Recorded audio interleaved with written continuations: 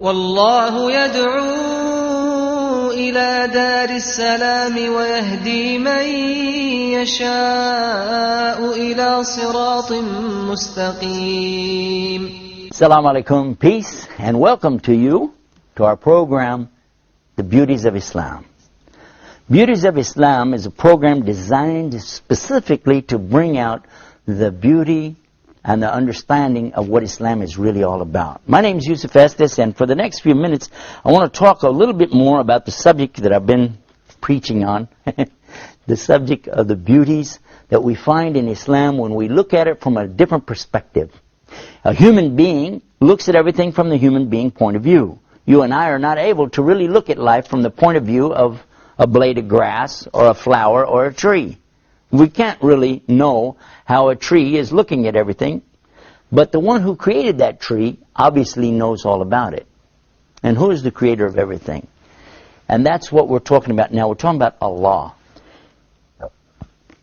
What is it that the Muslims believe about Allah? What do we understand about Allah? And this is one of the beauties. We understand Allah to be unlike. That's the first thing that we're going to say. Allah is unlike. Unlike what? Unlike anything that you're going to be able to describe. Because everything that we are aware of is in the creation. So if the God is in the creation, that means He's created. And the logical question somebody's going to ask you, well, who created God? And then what will be your answer? So the Muslim understands this beautiful concept that God is not in the creation and He is not like the creation. He is outside of His creation in a manner that best suits Him, being God. One of the things, there's a question that comes up a lot, can God do anything? Well, for the one who believes in a God, they will say, yeah, He's God. He can do anything He wants to do. A human will naturally attribute that to God because we're not God. There's a lot of things we can't do, and we want God to be kind of like Superman. He can do anything, you know, He's God, Superman, sort of. But for the Muslim, that doesn't work. Number one, we don't compare God to a man, even Superman. And we don't put God like the creation or in the creation. And then there's another point, too.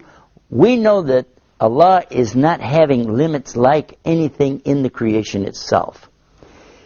Who is God? What is God? And this is, like I said, one of the most beautiful concepts that you'll ever imagine.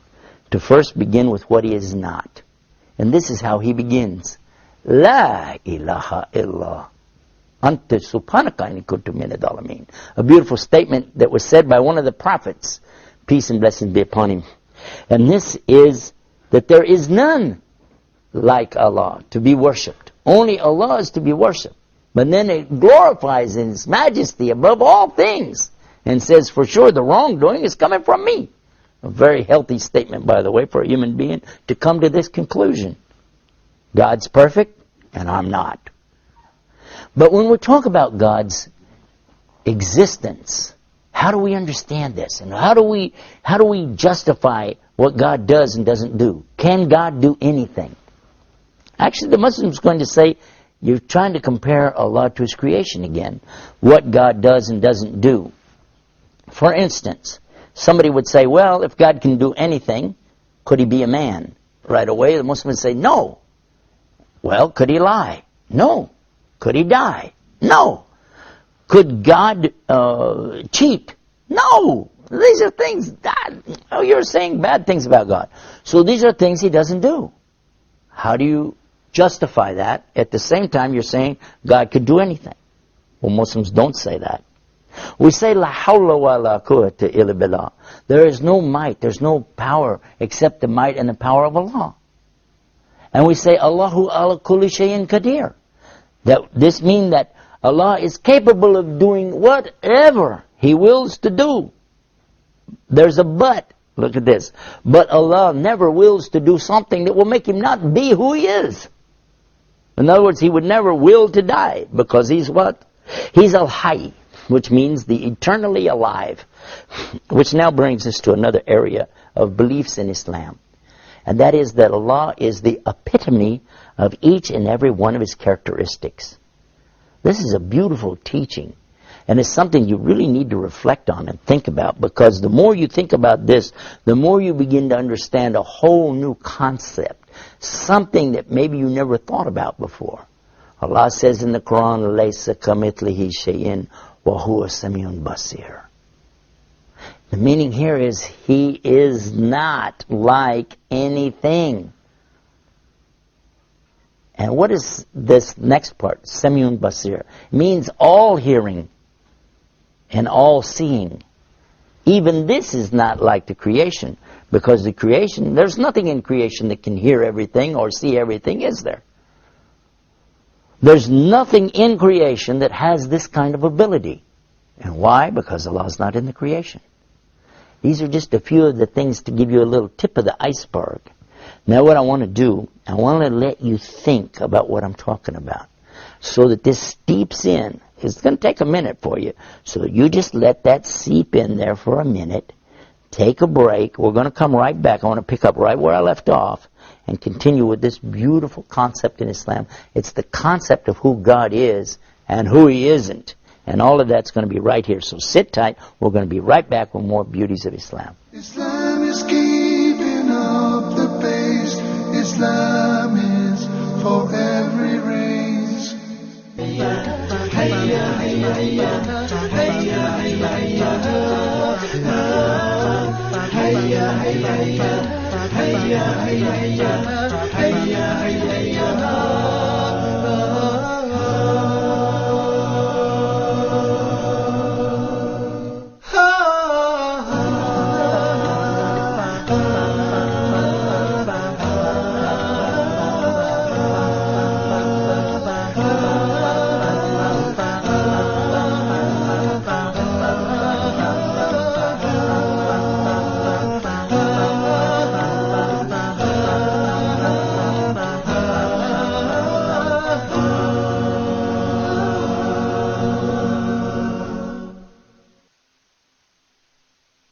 Islam is keeping up the pace. Islam is for every race. We're back and you're watching Beauties of Islam, and we've been talking about the beauty of the concept of God in Islam. And we start out by saying what Allah doesn't do, what He isn't. He isn't in His creation, He isn't like His creation. And what does He not do? He doesn't do anything that would make Him no longer be who He is. Now, He defines Himself. This is so interesting, because many people, they're searching for God. They want to know, who is God? Where is God? How do I know? What's my purpose? Why did He create me? Many questions that we have. But now look what we find in the Quran. It's in chapter 2, verse 255. That would be Surah Baqarah, the chapter called the cow. And look it up if you like, and see the meaning that's usually translated to be something like this. I give you the Arabic, and slowly we'll examine the meaning of it. Allahu la ilaha illahu al-hayyul qayyum la ta'khudhuhu sinatun wa la nawm lahu ma fis samawati wa ma fil ard man alladhi yashfa'u indahu illa bi'idhnihi ya'lamu ma bayna aydihim wa ma khalfahum wa la yuhituna bi shay'in min ilmihi illa bima sha'a. وَاسِيَ كُرْسِيُهُ السَّمَاوَاتِ وَالْأَرْضِ وَلَا يَئُودُهُ حِفْظُهُمَا وَهُوَ الْعَلِيُّ الْعَظِيمُ. You cannot translate this to the English language word for word and really still get this beautiful meaning, but we're going to try anyway. Allah starts out telling you again, Allahu la ilaha illahu. He says Allah, He is the one that there's none other to worship. He's the only one worthy of any worship. Al-Hayy, Al-Qayyum. Al-Hayy means the eternally and always living. Al-Qayyum, the eternally and always self-subsisting. It means He can't die because He's always alive.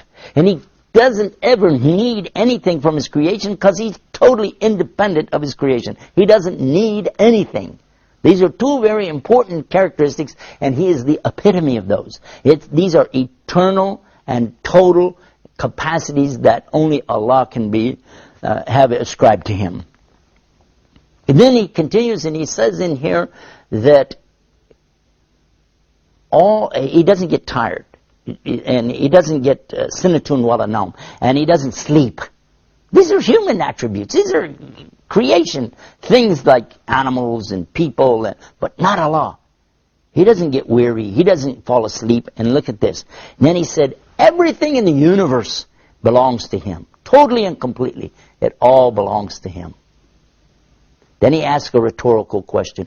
Who is there that could come between Him and His creation, except that He has to give Him permission to do it anyway? And then he says that He has full and total knowledge of the whole entire universe. And you don't have any knowledge. I don't have any knowledge, except what He gives us. And by the way, He can take it away from us too, can't He? Then he says that His kursi extends over the universe. His kursi. And this kursi is sometimes translated as chair. I'm sitting in a kursi right now.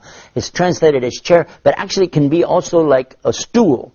And this stool is in front of Allah's arsh, His throne, in the same way, in same size proportion as a ring thrown into the desert. This is to give you the idea of how huge and amazing is this kursi. It's bigger than the whole universe. The universe becomes like a tiny ring, and the kursi like a giant desert. Then the comparison from Allah's kursi to His throne, again, now suddenly the kursi is the tiny ring, and the throne is the giant desert. Now this proportion thing is important, because the next part it comes up and it says how mighty and how majestic and how amazing is Allah subhanahu wa ta'ala. So this is something I really invite you to learn about the Arabic language and then learn about this verse. It's called Ayatul Kursi, the verse of the chair. Not throne. Arsh is throne.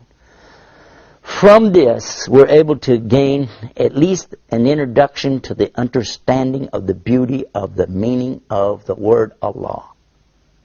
The word Allah. You know, we could have a whole program just talking about this word Allah. So amazing is this concept. But let us continue with what we were saying earlier. What it is Allah doesn't do. If you said, could He die? Absolutely, He doesn't do that, because He is the all alive. That's one of His attributes, His characteristics, one of His 99 names, as we call it as Muslims. And as far as could He lie or could He cheat? Well, two of His names are Al-Haq, which is absolute truth. He is truth. It doesn't mean He's truthful. He is truth. So obviously, there can't be anything as a lie or anything deceptive. Also, He's adil, which is meaning totally fair and just. Therefore, He could never cheat, and He wouldn't. And when you start to talk about some of the things about Allah and you're comparing Him to the creation, this will boggle your mind, and it makes people nuts. I'll give you the example. And somebody say, can Allah do anything? God, can He do anything? And somebody will say, yeah, why not? And then they'll say, can He make a rock so big that nothing can move it?